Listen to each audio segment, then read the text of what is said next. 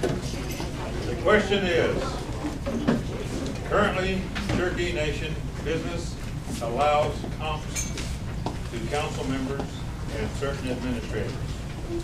Should these individuals continue to accept these gifts, or should they be discontinued because of abuse over the past few years? So we're going to go with our order of answers here, and I'll ask Deb. Well, I feel like I'm in a good position to answer this one because I've worked out there for Cherokee Nation Entertainment, and I've seen this be abused. And my husband currently is a restaurant manager at Cherokee Nation Entertainment, so I've seen this happen. And here's what should happen. There should be a budget, and there should be a purpose. So if the council member has a budget, and they are escorting, for example, a guest to the Cherokee Nation, someone that is maybe a dignitary, or even just some of their constituents that are visiting from a long way, they should have a limited budget where they can have certain things comped. And once that budget is used up, it's gone. It should not be a free-for-all out there. And that's kind of how it's been. And I've seen that, and I think it's wrong, and it needs to stop. But I do think that comps are a good idea if they're limited and part of the budget. Thank you. Thank you. Okay, Shane? On these questions, we just want to, quick hit on the answer. So they need to be reported. There needs to be transparency, so there can be accountability. A budget will be fine, and it needs to be able to be reviewed by independent audits, so that there's no implication of impropriety with your legislators. They're not being bought off by someone. And the excess, of course, is inappropriate, but with the transparency, they're doing it, and you can hold them accountable as well.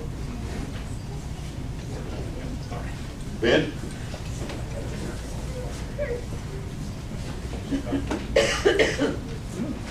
I don't think anybody should take gifts because there'll be an oversight. And sometimes we have oversight, and sometimes the gift giving becomes money. Why don't you give that money to the at-large people? They need it for their business and for their organization. Thanks. Pam?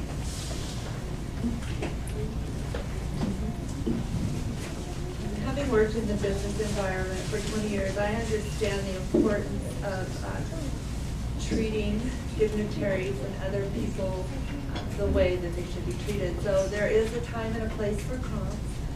They should have clear guidelines and restrictions and clear accounting procedures for those, for the use of those comps. Tommy? Say we have it accounted for, say it's transparent, but at what point is it too much? Because, hey, that sounds like a good spot for me to be in, just going out to lunch with everyone every day. So at some point, it's going to be a problem. And, if it's within budget, like, what does that mean? Like, who's voting on this budget to create this? It's probably going to be people who want to use these comps. So, I think it's a slippery slope. I do see its benefit with people coming in and saying, hey, let's do this business arrangement. But I think a lot of times it's people coming to us wanting these contracts. And so should we really be entertaining them like this anyway? Because they're going to take our money at some point. So dignitaries that come in, that's a little different because I think we would expect to be treated like we're at home when we go to their places. But I think there should be a couple more lines drawn on what we're looking at here because I think it is a slippery slope.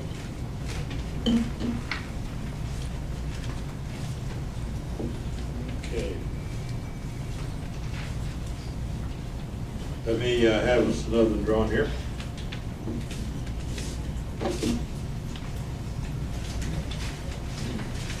So would you call this question? Certainly.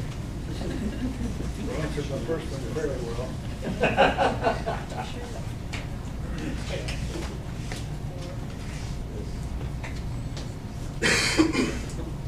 We have I guess this is the first chapter. At-large Cherokee citizens have experiences, careers, knowledge, wisdom, and work in multiracial industries, businesses, and government. This experience would have great value to the nation. There are Cherokee Nation boards, commissions, and government positions where these skills will be of great benefit. What is your plan to assure these qualities at-large citizens will be considered for such positions? And Shane? We do have incredibly talented Cherokee citizens all across the United States. We have a Rhodes Scholar who used to be a congressman in Oklahoma, Brad Carson. We have a Navy captain that, as I mentioned earlier, is on a ship in Australia. We have admirals who are retired living in Arkansas. And I'm sure I could go through this room and find a number of individuals who are exceedingly qualified to do and fulfill a number of roles in Cherokee Nation. So two things have to happen. One is the Cherokee citizens have to know that these vacancies are available, posting vacancies and doing what I do economic development for a number of tribes. And one of the things that they do is they do internal preference. If you are a member of the tribe, you get first preference. If you're an employee of the tribe, you get second preference. If you're native, you get third preference. And then finally to the rest of the community, because they're looking for the right talent. But also we have to be very careful that we're not just hiring native because they're native if they're not talented, because they can bring the whole ship down. But we don't have that problem in Cherokee Nation. I'm sure your grandkids are more than qualified, and your kids are more than qualified to do a lot of things that are being done in Cherokee Nation. One is getting the word out, make sure that they know that these vacancies are available, and provide a long enough term so that they can respond to the different job vacancies. Technology is also very useful. How many of you use LinkedIn? I guarantee your kids and your grandkids are using LinkedIn. It's a great way to get your resume out there. We need to put a LinkedIn site that is specifically for, and we can also have this available for Cherokee Nation so that we can begin looking for Cherokee resumes and matching skill sets with job opportunities. But again, the key is communication. Ben? Yes, sir.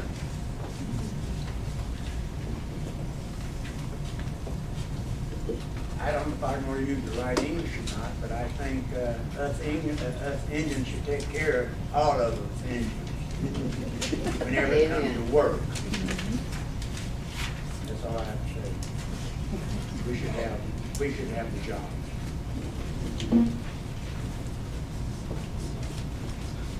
Pam?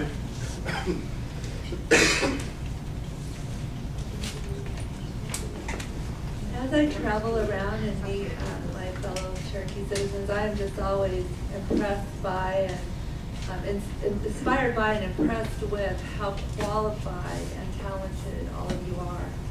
And we are underrepresented on these boards and in these different positions.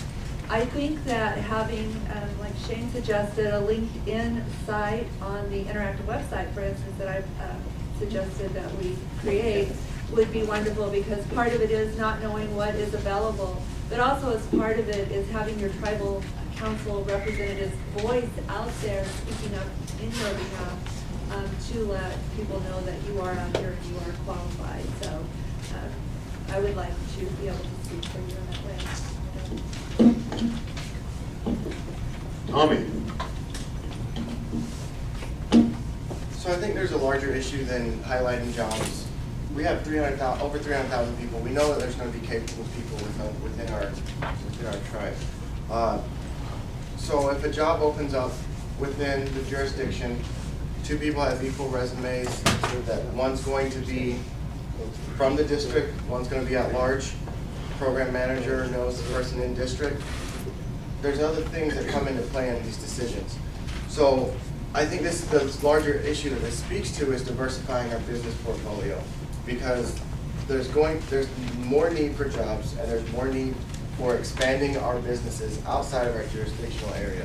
We can invest in whatever we want to anywhere in the United States, and that can create jobs for at-large citizens. And so I don't think it's just about getting the information out there, because I think there's a competitive process. Yes, we have, preferential hiring, but so do people who decide who they're picking from. And so just knowing about it doesn't mean you're gonna get a job. And so I think expanding our business portfolio is how we get to the bottom of this.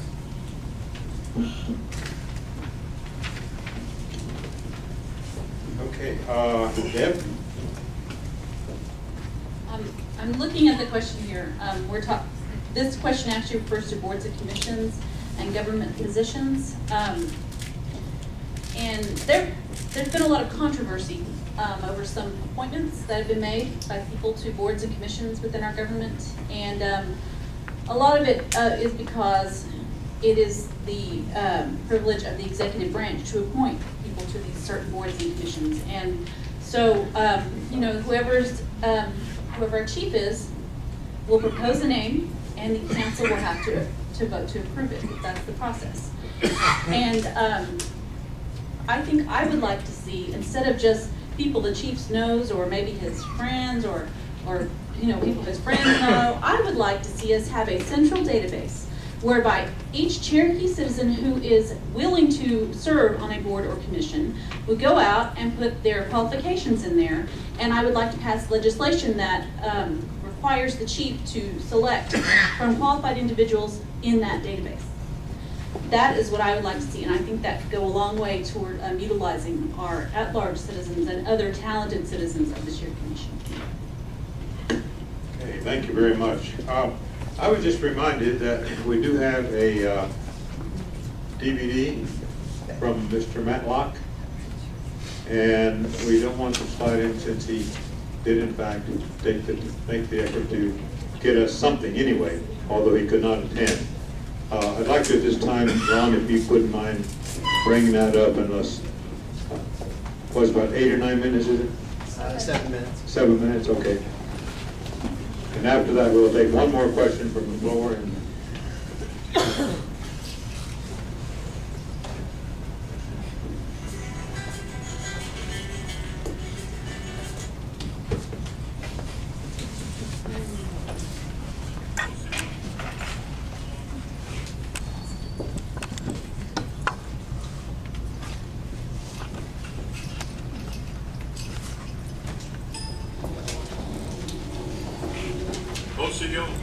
from the law office of Darell Matlock Jr. in Tulsa, Oklahoma, where I have practiced law since 1971 in state, federal, and tribal jurisdictions.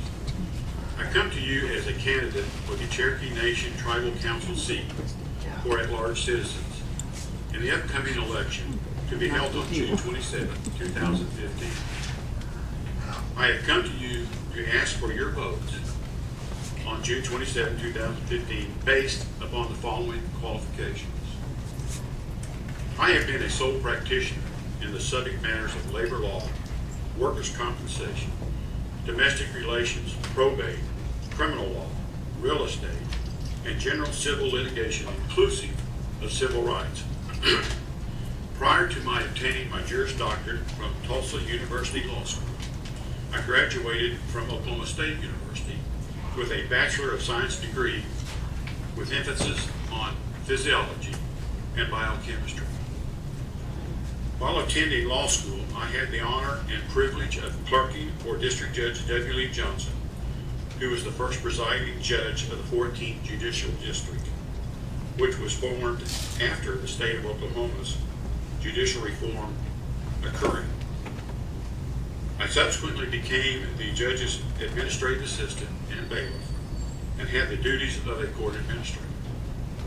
I served the city of Tulsa, Oklahoma as a prosecutor, and later served in the civil division of the city attorney's office, and shared duties of advising the Tulsa City Council, and occasionally formulated the council's legislation.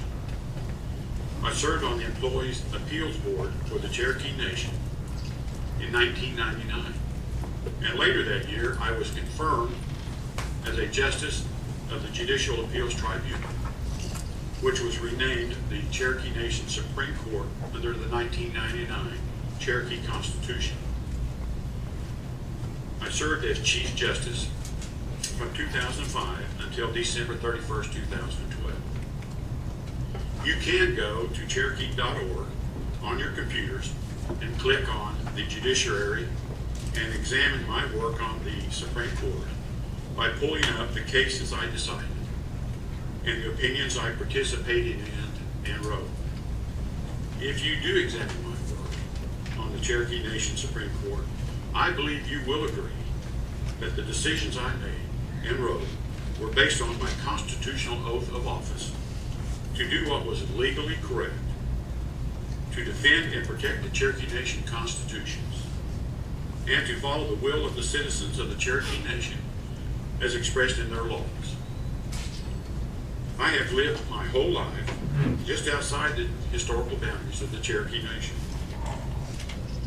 I did not ask, nor am I sponsored by anyone, group, or organization. I have not and will not accept contributions for financing my campaign. The reasons I seek the at-large seat on the Cherokee Nation Tribal Council are the same ones that all the candidates express, which among others include protecting and helping our children and elders, both inside and outside the historical boundaries of the Cherokee Nation, to continue our progress in improving our medical services, education, and as an example, I'm proud to say that 2 of our children are lawyers and 1 is a doctor. I also wish to continue to create better jobs and pay for employees. Preserving our Cherokee language is a special issue that I hope to address. My maternal grandmother, Susan L. Leatherman, who was 8 years old when she was enrolled on the Dawes Rolls and was forced into one of the infamous boarding schools existing at the time. Because of this, she lost her ability to remember and use her Cherokee language. And as a young lad, I could tell that the loss of her language saddened her. But the most compelling reason that sets me apart from all the other candidates seeking the seat at large is the experience I gained during my tenures on the Cherokee Nation's courts and the understanding of our constitutions as it relates to the inequities that we as at-large citizens must suffer because of our representation on the Cherokee Nation Tribal Council is inadequate. Approximately 2/3 of our Cherokee citizens reside outside the historical boundaries of the Cherokee Nation, and we only have 2 representatives as opposed to the 1/3 of our Cherokee citizens who live inside the historical boundaries, and they have 15 representatives. The effect of this constitutional infirmity allows 1/3 of our citizens to control and in some instances politically bully the at-large population. Examples of this are the unnecessary and unconstitutional residency requirements that exist to stifle and prevent very talented potential leaders from participating in the Cherokee government. The at-large citizens of the Cherokee Nation can change this situation. And at this moment in history, I am the only candidate that has the necessary skills to immediately address this situation. The Constitution is our sword, and we should invoke the power of Article 15 of the Cherokee Nation Constitution and contest the present election laws which are repugnant to the Cherokee Nation Constitution. I have asked you for your vote to allow me to represent our at-large citizens, but in return, I must also ask each of you if you are willing and ready to help you with the hard work that will be required to stabilize our government in the sense that we demand a true democracy for all Cherokee citizens. Wado.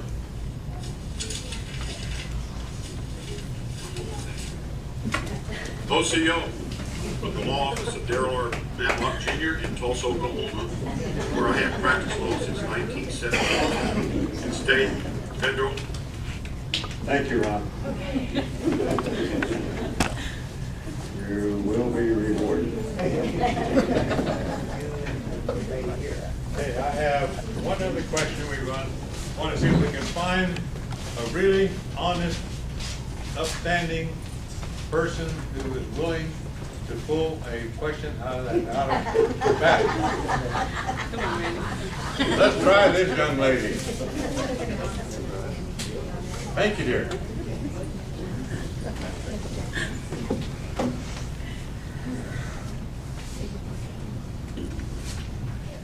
What is your position on the Election Commission and Supreme Court decisions regarding Ms. Coates' residency disqualifying her as a deputy chief candidate? And we will start with Ben. Oh, my gosh. She's a wonderful lady. Ms. Fox is a wonderful lady. They work hard. But you know, we have a constitution, and somebody amended that constitution back years ago, and it just has to follow that way, and we can't, it's our constitution, so what the constitution says, that's law, but they're still great people. That's all I have to say.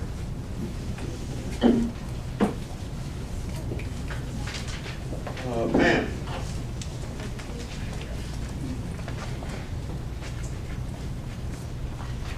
Well, it is true that our Supreme Court ruled that this is how the law is to be interpreted. I do think that there was room for considerable confusion, as we all saw.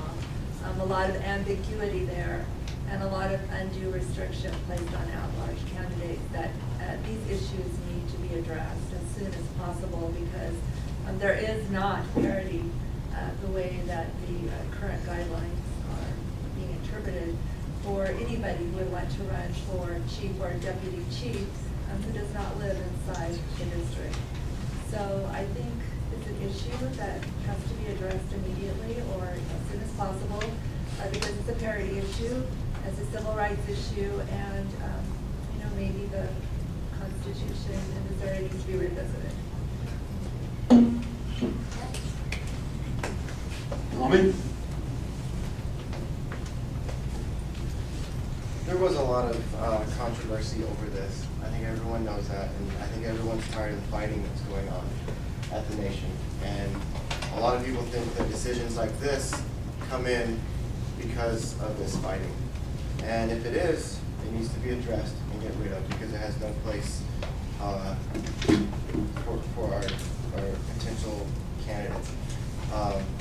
It is something that does need a harder look, and it's tough. Interpreting things, we can all interpret in our own mind how it should have gone, but the Supreme Court, we have to have some faith in these systems, and if we don't, it needs to be addressed, and that's where I am right now. I'm not endorsing anyone, but I think that this outcome was not just. Deb? Well, as an attorney, I waited eagerly for the written opinion to be published, which it was recently. And if you haven't read it, then I greatly encourage you to go read it. It's not very long. But one of the justices wrote an opinion talking about the evidence that they were given to from both sides. And it does look like, from her opinion, now I didn't see the evidence personally, so I can't really give an opinion, except that from reading her opinion, I can see how they decided that way. But, justices, they write persuasively. That's why they're in the chairs that they're in. So, as to how I feel about it, I think I can agree with the other candidates here that this is a constitutional issue that needs to be changed. I think we need to, our at-large citizens, I think are probably we are the majority. We need to have an equal opportunity to be in leadership positions, and I don't like that we have to argue over our residency to be able to do that, especially when we have so many highly qualified individuals outside of the nation. Thank you. Shane? I've been very clear, I think any law that puts into place a restriction on Cherokee citizens to participate freely in their government is immoral. And if a document that was made by human beings, interpreted by human beings, leads us to an immoral conclusion, then it must be overturned. That's my position. When I was 16 years old, I went and interviewed Judge Carter, who just passed away this year. It was my mentor. And I wanted to ask him a question. I said, why is it? Because the first thing I wanted to be was a detective so I could catch people who did bad things. The second thing I wanted to do was be a prosecuting attorney so I could prosecute people that were caught by detectives and did bad things. And thirdly, I wanted to be a judge so that I could be the one that ruled and make sure that criminals paid for their crimes. And then I interviewed Judge Carter, and I interviewed a detective, a lawyer, and Judge Carter in that order, trying to figure out what I wanted to do with my life. And I said, why is it that the detective does his job, he catches the criminal, the prosecutor prosecutes, and he gets in front of the judge, and the judge lets the criminal go even though they're clearly guilty? And he said, Shane, I have to obey the law. The law states whatever it states, and I have to fall within that confines. If it's a bad law, I have to follow the law. And I said, Your Honor, who wrote these bad laws? And he said, legislators. And I said, how do I become a legislator? And I served for 6 years, and I fought against bad laws, and I tried to make us bend towards the arc of justice, to give little people the right to participate, to remove businesses who are using the legislature to bend the laws so that they made more profits on the back of competition.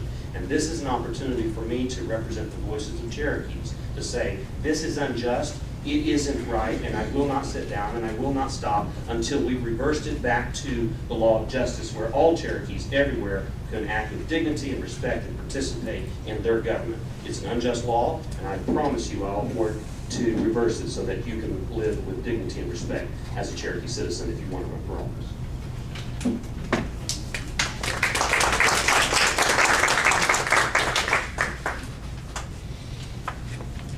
Okay, on wrap up. On behalf of the Desert Cherokees and the Valley of the Sun Cherokee organizations, I will express our thanks to the candidates for coming today. It is a long road.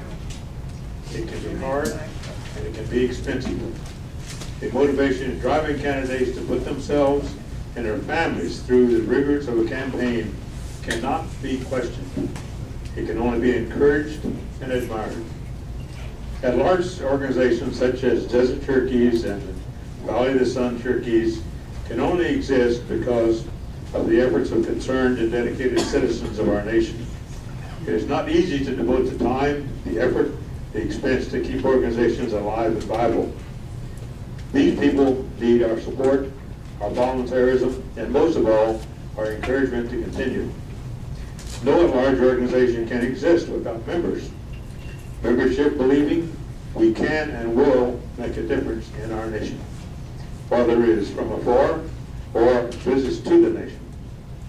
This is a clear example of how a difference is made by our at-large visionaries who work cooperatively to make this day possible. It has been my honor and pleasure to be a part of the proceedings. So I turn this back to Linda.